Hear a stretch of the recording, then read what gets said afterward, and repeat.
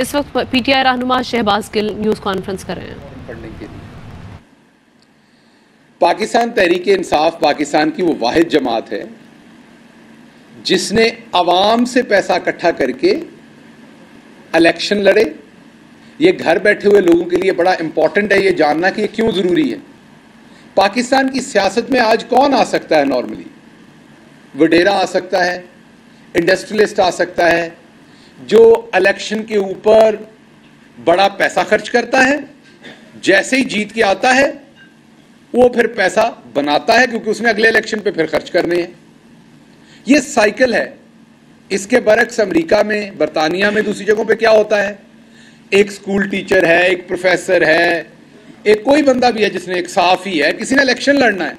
अब इलेक्शन लड़ना हर जगह पे महंगा काम है, तो वो आवाम को कहता है मैंने इलेक्शन लड़ना है, आप मेरे इलेक्शन के लिए फंड इकट्ठा करें। उस फंड से वो इलेक्शन लड़ता है। बाराक ओबामा हो, अमेरिकी सदर, कोई भी, इवन ट्रंप हो, कोई भी हो। इधर बजाय बड़े बड़े प्रॉपर्टी टाइकॉन से अंदर खाते पैसे पकड़ के इलेक्शन लड़ते हैं, बाद में उनको वापस करने के लिए उल्टे सीधे काम उनके करते हैं हुक्मरान, खुद भी लूटते हैं, उनको भी लुटाते हैं। बाहर यह कि अवाम से पैसा इकट्ठा किया जाता है और फिर अवाम की खिदमत की जाती है उस पैसे की वापसी के लिए।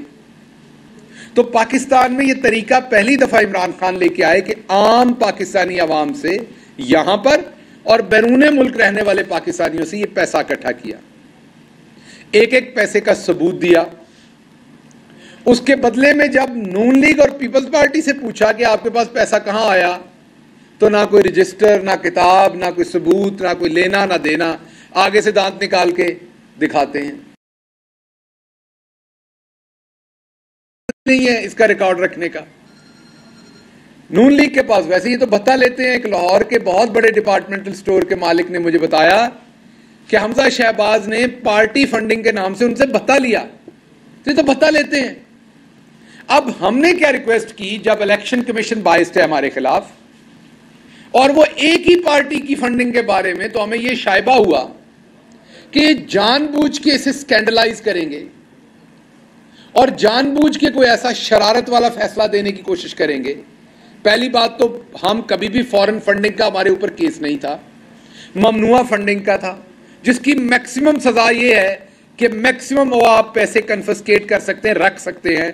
अगर कोई 10 लाख, 20 लाख, 50 लाख किसी पार्टी ने इकट्ठा किया जो ममनुआ फंडिंग है, तो आप वो रख सकते हैं, वापस ले सकते हैं, इसके अलावा कुछ नहीं हो सकता। ममनुआ फंडिंग था हमारे, वो भी साबित नहीं हुआ, अल्लाह का शुक्र है, हमारे पास उसका भी सारा रिकॉर्ड है। लेकिन जब जैसे ही हमने कहा, इलेक्शन कमीशन तो सुन नहीं रहा था, वो तो इनके घर की आप ये कह लें घड़ी है।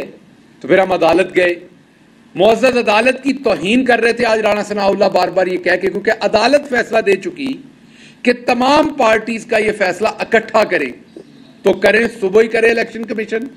हम खुद कहते हैं आप सुबह कर दें ये फैसला, आपने जो परसों करना है वो कल कर दें, लेकिन तमाम पार्टीज का इकट्ठे करें, यकसा ट्रीटमेंट होना चाहिए सबके साथ। इधर मैं आप एक शख्स का सवाल ले लूं, दूसरे का ना लूं, तो आप फौरन लड़ पड़ते हैं। क्यों लड़ पड़ते हैं? क्योंकि आप कहते हैं यकसा ट्रीटमेंट करें। स्टैनफोर्ड यूनिवर्सिटी ने, राणा साहब अपने रिश्तेदारों के उत्ते एक, स्टैनफोर्ड यूनिवर्सिटी वालों ने एक अपने रिश्तेदारों के उत्ते तजर्बा किया हुआ है।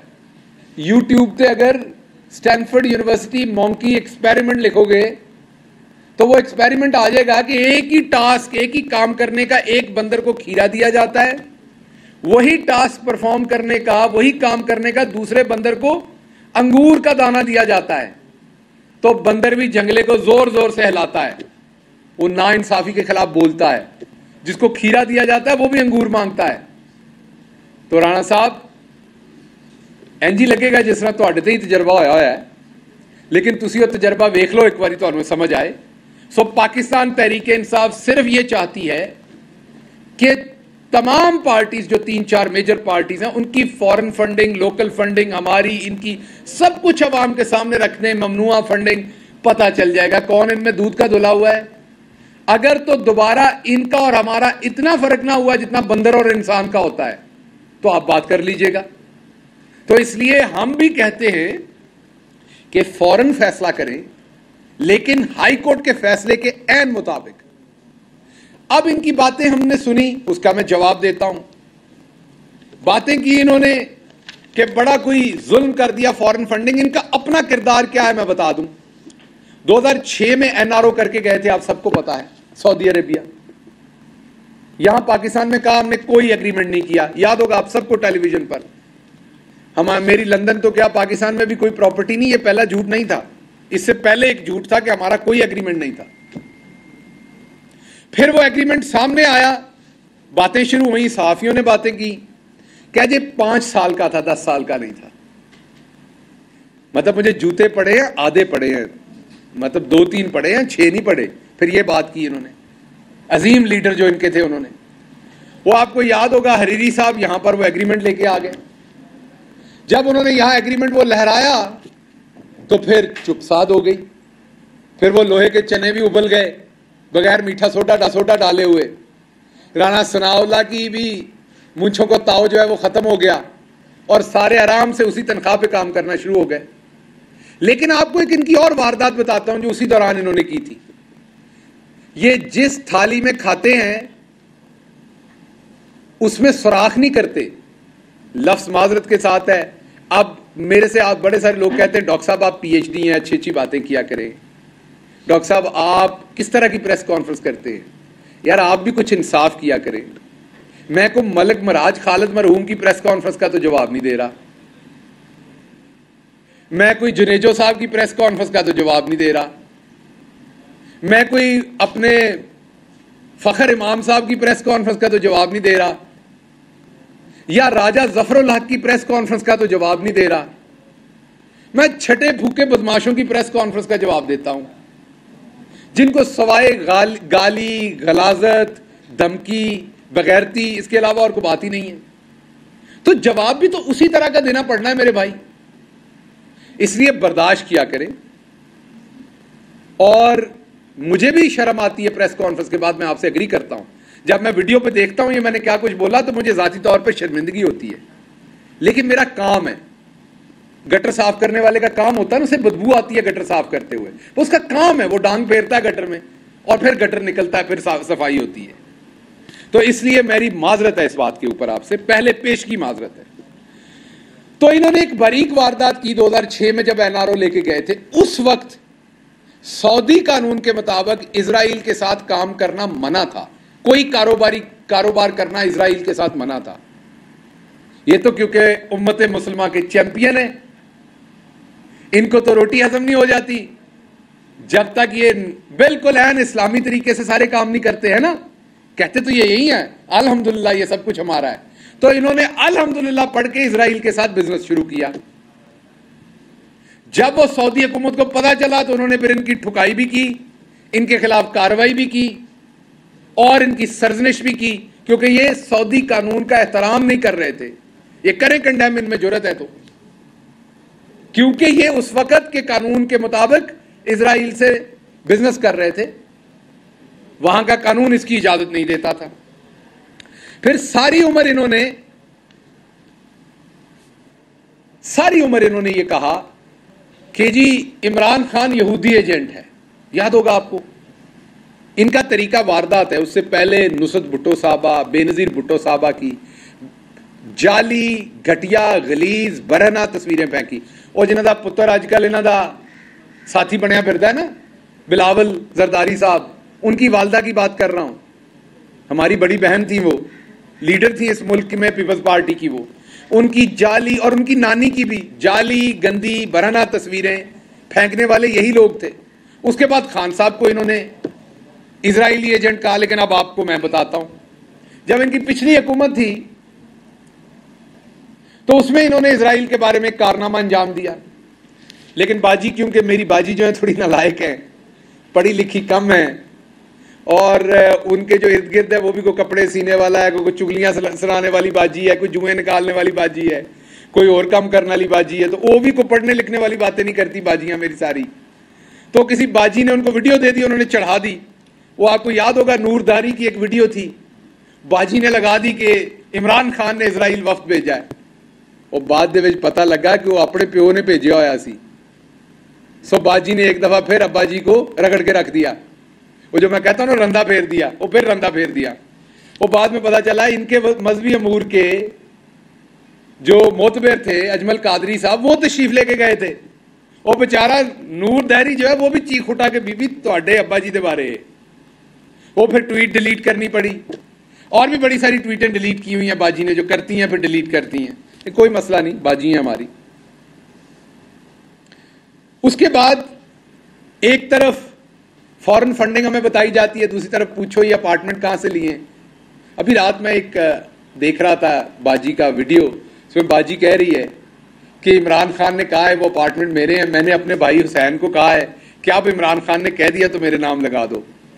बाजी हम तो ये कहते ही नहीं कि आपके नाम लगा दो, आप तो है ही बेनिफिशरी। हम तो पूछते हैं कि हुसैन ने लिए हैं या आपने लिए, पैसे कहां से आए थे, और उसका जवाब आपने सुप्रीम कोर्ट में दिया है कि ये कतरियों ने दिए थे। अब मुझे सिर्फ ये बता दें कि कतर जो है वो चीचावतनी में है या चीचू की मलिया में है? कतर क्या इधर चविंडे में है या इधर सियालकोट में है? मुझे जरा बता दीजिएगा कि कतर क्या वो रायवंड के पिछली साइड पे गांव पड़ता है, उसका नाम कतर रखा हुआ है आपने? कतर एक बैरूनी मुल्क है, बैरूनी मुल्क से आपको अपार्टमेंट लेके दिए गए और आपने कहा हमें तोहफा मिला। मैं नहीं कह रहा, मैं नहीं कह रहा, या आपने सुप्रीम कोर्ट में कहा हमें तोहफा मिला। मतलब क्या करते थे, उनके को बाल शाल काटते थे आप लोग, मतलब क्या करते थे जिस पर आपको तोहफा मिला? किस चीज को क्या खिदमत अंजाम देते थे कि आप तोहफा वो आपको दे रहे थे? तो आपको तोहफे मिल रहे हैं कतरी से, तो वो फॉरेन फंडिंग नहीं है। हम जनाबे वाला उधर अमेरिका में जाकर शाहिद रांझा हो या इरफान हो या दूसरे हमारे जितने कारकुन हैं वो अमेरिका में हो, उनसे अब मुझे अभी भी याद है सारे $10-10 की इनकी मेंबरशिप भी थी। ये सारे इधर से, कोई मंडी बहाउद्दीन का रहने वाला है, कोई फैसलाबाद का रहने वाला, कहीं वो सारे फंडिंग करते हैं अपनी पार्टी को। वो करें तो फॉरेन फंडिंग है। कतरी आपको अपार्टमेंट लेके दें तो वो जायज है, अच्छा चले वो भी ठीक, कोई सबूत दे दें, फिर कहते नहीं वो ऊंटों पे पैसे गए थे। फिर पूछा, कहते नहीं वो हमारी तो ट्रस्ट डीड बनी हुई है, वो कैलबरी फॉन्ड में, वो भी जाली है। सो एक तरफ आपके कतरी खत, एक तरफ आपके इसराइली खत और वीडियोस, और दूसरी तरफ वतुइज़्ज़ु मन तशा वतुज़िल्लु मन तशा। बेशक रब देता है इज्जत और जिल्लत, आपके बस में हो तो आप तो किसी को जीता ना छोड़े। एक तरफ आपके ये खत और दूसरी तरफ मस्जिद अक्सा के इमाम मस्जिद का खत इमरान खान के लिए, क्योंकि वो उम्मत मुस्लिमा का लीडर है। मैं दोबारा बता दूं, बाजी को पता नहीं होना, मैंने बताया ना वो चुगलियां करने वाली बाजियां थे, ऐ ही दस सकदियां ने कि आजकल सना सफीना का जोड़ा केड़ा नवा आया हुआ है। सो उनको मैं बता दूं कि मस्जिद अक्सा जो है वो इस टाइम वहां पर मुसलमान उस इलाके में जो है वो इजराइल के गज़ब के अंदर है। तो उसका इमाम मस्जिद जो है, एक तरफ आप अजमल कादरी को पहली हुकूमत में भेजते हैं और अभी हुकूमत आती है तो अहमद कुरैशी को भेज देते हैं। अभी हुकूमत आई तो अहमद कुरैशी का वफ्द भेज दिया, पाकिस्तानियों का वफ्द इजराइल। एक तरफ आप भेज रहे हैं, दूसरी तरफ मस्जिद अक्सा का इमाम मस्जिद इमरान खान की सताइश के लिए खत लिख रहा है। यह है वो इज्जत और जिल्लत जो खुदा जिसके हिस्से में देना चाहे वो उसकी मर्जी है। ये खरीदने से नहीं मिलती, ये जोर लगाने से नहीं मिलती। इसलिए मैंने बाजी को ये बताना है कि इस तरह बातें करवा के काम नहीं बनना। एक और बयानिया दिया जा रहा है, बार बार ये कहा जा रहा है कि हम हुकूमत में नहीं आना चाहते थे। एक घर कहता है हम हुकूमत में आना चाहते थे। पहले फैसला कर लो, आना चाहते थे कि नहीं आना चाहते थे, आपस में फैसला कर लें, क्योंकि जूते आपको दोनों तरफ से पड़ने। आना चाहते थे तब भी, और वो आपने देख लिया 20 में से 17 सीटें आपको आई हैं। आप आना चाहते हैं तब भी पड़ेंगी, नहीं आना चाहते तब भी पड़ेंगी। अच्छा पहले वाला आपका ले लेते नैरेटिव, आप नहीं आना चाहते थे तो फिर इमरान खान का जुमला आता है आपके ऊपर सादिक, क्या हम कोई गुलाम हैं, आप जो कहें वो कर लें? तो आप क्यों आए थे किसी के कहने पे? आपको अल्लाह ने अकल नहीं दी? आपको कहीं छलांग मार दो तो आप छलांग मार देंगे? तो अब आपने ये काम किया है तो अब आप भुगते, गाजरें खाई हैं तो पेट में दर्द तो होगी। तो आप क्या इतने गुलाम हैं, क्या आप इतने नीचे लगे हुए हैं, क्या आप इतने करप्ट हैं कि आपकी अपनी कोई सोच नहीं कि जावेद लतीफ कहता हमें धक्का दे के हुकूमत में लाया गया, हम आना नहीं चाहते। आपकी कोई सोच नहीं है। लीडर तो वो होता है जो लीड करता है फ्रंट से। आप तो बता रहे हैं आप आना नहीं चाहते थे। और दूसरी तरफ ऐसे कारीगर थे जो कह रहे थे तजर्बेकार टीम है, हम तो ये कर देंगे। वो कितने ने तजर्बेकार टीम? मैं एहसन इकबाल के बारे में बता दूं कि एहसन इकबाल ने उस फैमिली से जिससे माफी मंगवाई, मैं नाम नहीं ले सकता कौन कौन से इदारे से प्रेशर डलवा के, और उन्होंने बेचारों ने कहा वीडियो बना के दे देते हैं। उन्होंने कहा वीडियो बना के देते हैं। ऐसा मनहूस इंसान है, कहता नहीं ईद वाले दिन मेरे घर आए। उनको धमकी दी कि आपके बच्चे स्कूल नहीं जा सकेंगे। ये इनका पढ़ा लिखा, इस घर दे विच पढ़ा लिखा पुत्र है इन्हां दा। तो दूसरों का हाल आप खुद ही देख लें क्या होगा। तो ये गुंडे हैं, मवाली है, ये एक माफिया है, ये सियासतदान नहीं है। तो ये हुकूमत में आना नहीं चाहते थे, लेकिन 3 महीने के अंदर पूरा गुलशन जो बनाया था वो उजाड़ के रख दिया। लेकिन अभी ये हुकूमत में नहीं आना चाहते थे। तो इसलिए मैं आपको ये बताना चाहता हूं कि मंजन नहीं चलना, जनरल इंतखाबात की तरफ आए। अब आपकी हुकूमत जो है वो उससे बड़ा टेरिटरी का जो एरिया है ना, वो अली अमीन गंडापुर के छोटे भाई तहसील नाज़म है, उससे ज्यादा इलाका उनके नीचे आता है जितना इलाका आपके नीचे आ रहा है। अब राणा साहब आप वही हरकतें कर रहे हैं कि जब किसी पुराने हाथी के दांत निकल जाए ना, तो फिर वो बढ़के मारे ना बड़ी बड़ी, तो मुंह में हवा भी नहीं रुकती दांत ना होने की वजह से, वो भी फुसक करके निकल जाती है। तो अब आप टूथलेस हैं, आज अखबारें भी लिख रही हैं। तो आप गाली गलोच खान साहब के लिए ना करें। ऊपर को देख के थूकेंगे तो आधा थूक आपकी मूंछों में रह जाना है, आधा वापस आके आपके ऊपर गिरना है। पूरा थूक आप ही के ऊपर गिरना है। तो खान साहब को गालियां ना दें, आप मेरे शहर से हैं, हम चाहते हैं हम आपका एहतराम करें, लेकिन आप एहतराम करवाएं भी। आप अपनी वजारत दाखिला करें, अपने जौहर दिखाएं अपनी वजारत के अंदर। कोई पाकिस्तान के पासपोर्ट की इज्जत बेहतर करवाएं, पाकिस्तान के अंदर कोई और अमनो अमान के ऊपर बेहतर काम करें, को अपने जौहर दिखाएं जो आपको चीज मिली हुई है। लेकिन ये काम आप ना करें तो बेहतर होगा, पहली बात। दूसरी बात यह है कि मैं बड़ा वाजे कर दूं कि बयानिया एक ही है। अब अवाम जनरल इलेक्शन चाहती है, अवाम नहीं चाहती कि इन चोरों को अवाम मजीद बर्दाश्त करे। मैं गुर्बत का आलम आपको बता रहा हूं। अब तो क्या हो गया होगा जब डॉलर 250 का हो गया। जब हमारी हुकूमत थी तो उस दौरान मैं बता रहा हूं जिस प्रोग्राम पे ये हंसते थे, 10 लाख लोगों ने खाना खाया था पनाहगाह और लंगर खानों पे, और 6 लाख लोगों ने वहां क़याम किया था, और ये उस प्रोग्राम पे हंसते थे। इंशाल्लाह उस प्रोग्राम को अब बहुत जल्दी हम अपलिफ्ट करेंगे। दोबारा कह दूं, फॉरेन फंडिंग का फौरी फैसला करें, अदालत के हुक्म के मुताबिक करें। सिर्फ हम तो कहते हैं फैसला भी ना करें, इनकी फंडिंग को आउट कर दें, हमारा भले फैसला कर दें। चले ये भी आपको ऑफर देते हैं, हमारा फैसला कर दें, इन्हों की करतूत इनकी रिपोर्ट आउट कर दें, आपको नजर आ जाएगा कि ये कौन लोग हैं।